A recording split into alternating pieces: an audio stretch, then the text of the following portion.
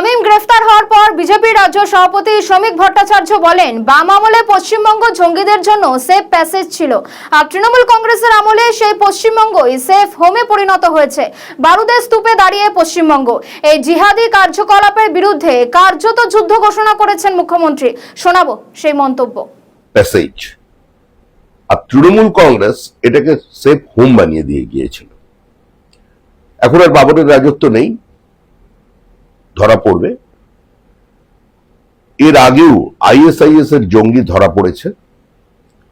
26/11 বিস্ফোরণের সঙ্গে কলকাতার নাম জড়িয়েছে, কারণ জঙ্গিরা সিম কার্ড সংগ্রহ করেছিল মৌলালির কাছের একটা দোকান থেকে। গুজরাটের প্রাক্তন মুখ্যমন্ত্রী এবং বর্তমানে ভারতের প্রধানমন্ত্রীকে খুন করবার চক্রান্ত করে দুজন জঙ্গি এই কলকাতা হয়েই দিল্লি ছিল নিউ দিল্লি স্টেশনে তারা ধরা পড়ে।